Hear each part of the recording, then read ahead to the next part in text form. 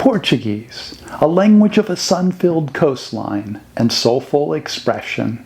Its melody is a gentle caress, a rhythmic dance of consonants and vowels, a language born of Latin, carrying the Roman elegance in its structure, yet it has evolved into a distinct lyrical voice. Portuguese is a language of passion and longing, capable of expressing the deepest emotions with a subtlety and nuance that is both captivating and enchanting. Its vocabulary is rich and varied, drawing from a history of exploration and cultural exchange, infusing it with a cosmopolitan spirit. Like a fine wine, Portuguese matures with complexity and depth, a poetic language capable of soaring heights and exploring the vastness of human experience. Yet it is equally adept at intimate storytelling. Portuguese is a language that invites you to linger, to savor its flavors, and to discover its hidden depths. It is a language of love, loss, and longing, a language that speaks to the heart. Brazilian Portuguese is a vibrant, pulsating dialect, born in the warmth of the tropics and shaped by a melting pot of cultures, rich in diversity, with countless regional variations that add color and character to its expression, filled with passion and hospitality, reflecting the open and welcoming spirit of its people. Brazilian Portuguese is more than just a language. It's a way of life, a musical expression of a nation that has embraced its unique identity. To me, no language dances on and rolls off the tongue in such an alluring way. Portuguese history, in many ways, is similar to that of Spanish, which I covered in the last 2 episodes. They were settled by various Indo-Europeans, including Germanic peoples, Celts, and a people whose history is so ancient it is unknown. Portugal had written language long before the Romans arrived. There was also some presence of Carthaginian and Greek settlements before the Roman invasion. Rome ruled Portugal for more than 600 years, from the 3rd century BCE to the 4th century CE. Following the Romans, various German tribes would rule what is now Portugal for about 300 years, from the 5th to the 8th centuries. The Moors came up from Africa and occupied Portugal until 1249, a shorter stay than in Spain. A small Christian kingdom of Asturias in the far northwestern part of Spain only fell to the Moors for 4 years, from 718 to 722. This and an expanded area of northwest Spain has been known for a very long time, and until this day, as Galicia. About the year 800, Asturias expanded down to Porto, or what is now very northern part of Portugal, taking this from the Moors. By 840, the Galician Portuguese language was spoken in this area of Galicia in northern Portugal. Spanish, meanwhile, was more influenced by Arabic, as it remained under Moorish rule for much longer. In the year 1139, the Kingdom of Portugal was established, covering the very northern part of what is now Portugal. By 1249, Portugal had taken all of the land of its present borders. Old Portuguese was made the official language in 1290. Galician, Portuguese's close sister language, was spoken by 90% of the Galician region at the turn of the 20th century. Today, there are 4 million speakers left.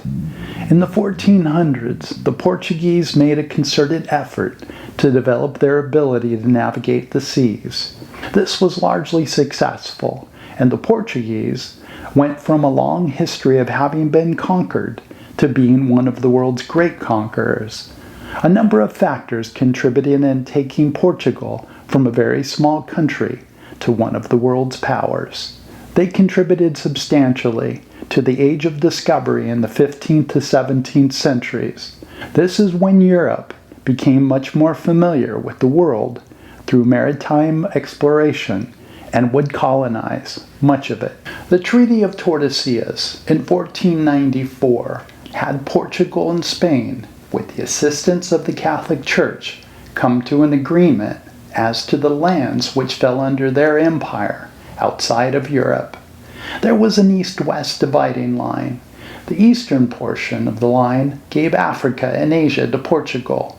The western portion of the line gave Spain all the Americas. Later amendments to this would give Portugal all of Brazil.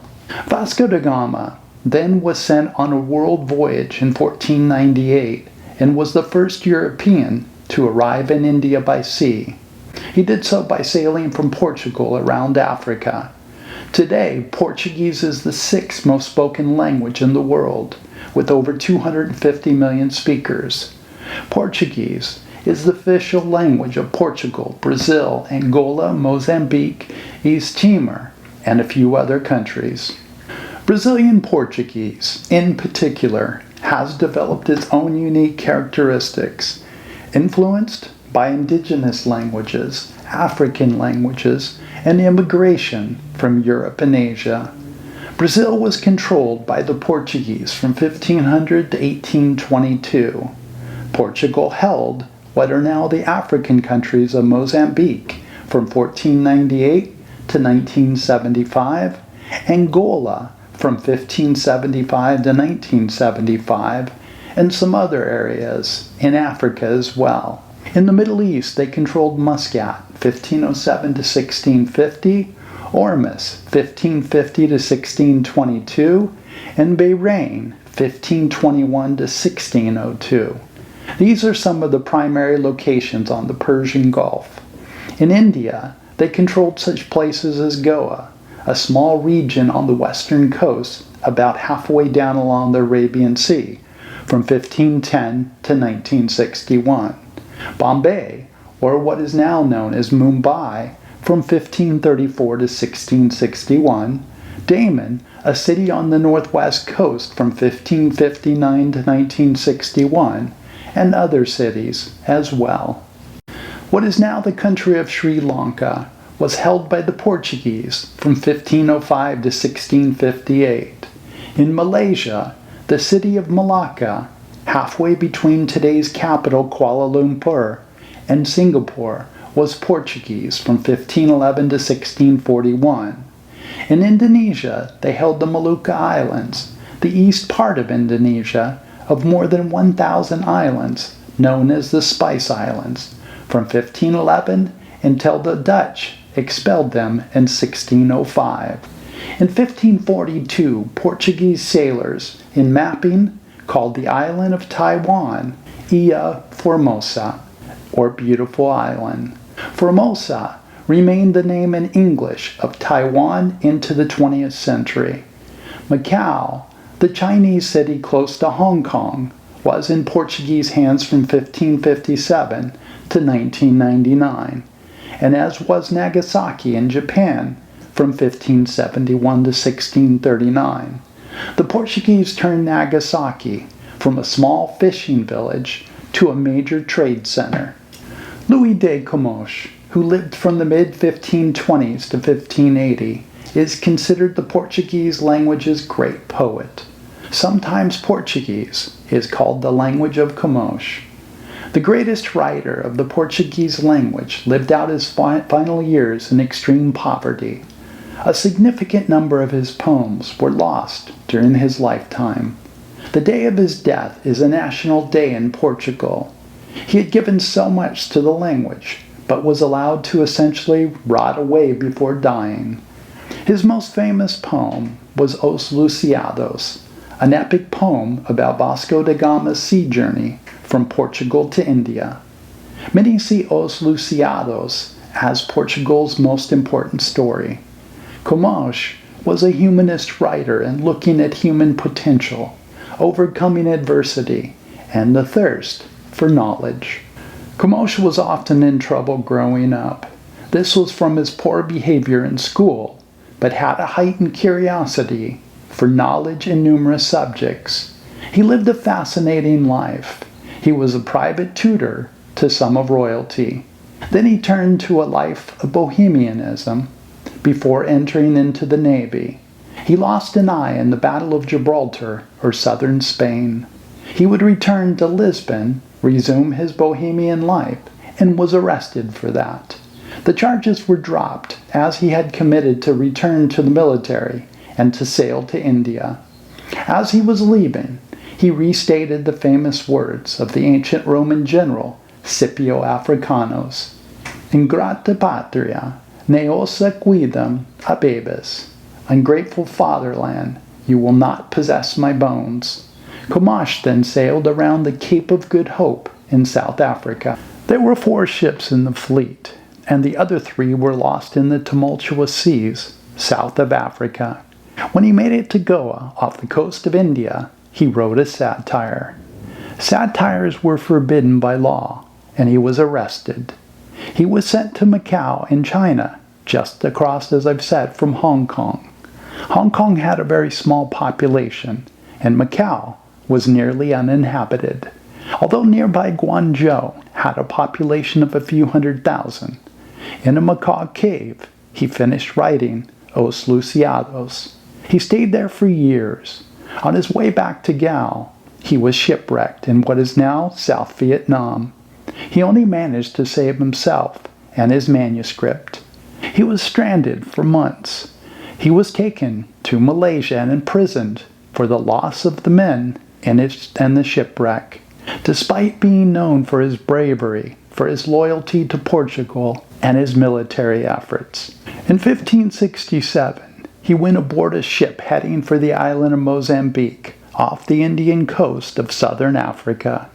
He stayed there 2 years and spent considerable time writing the work, a collection of poems of Luís de Camões, known to be a tremendous scholarly work on knowledge and philosophy. The work was stolen, never to be recovered or found.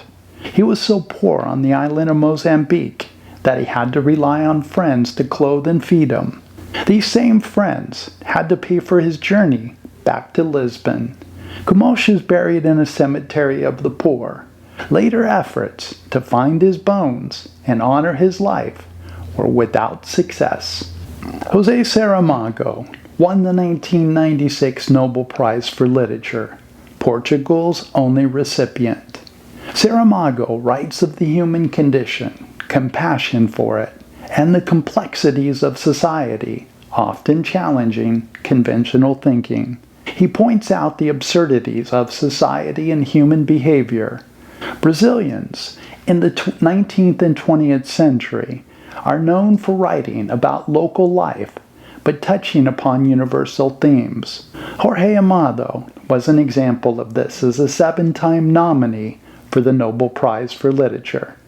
He wrote of life in the Brazilian state of Bahia, usually the city of Salvador. He wrote from 1931 until his death in 2001. Samba has been called the soul or heart of Brazil.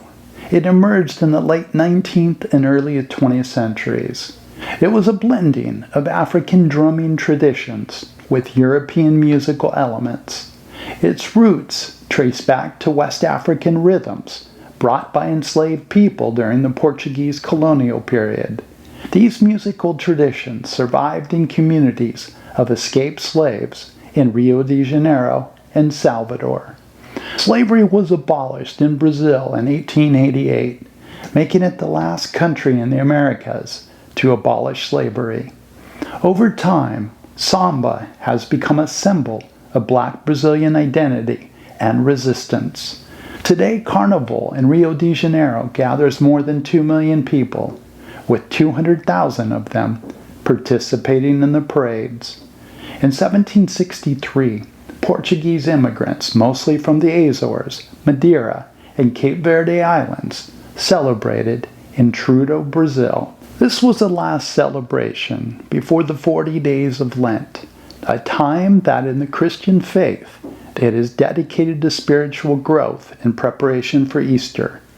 Intrudo was a public display of throwing water, mud, eggs, flour, and paint on one another.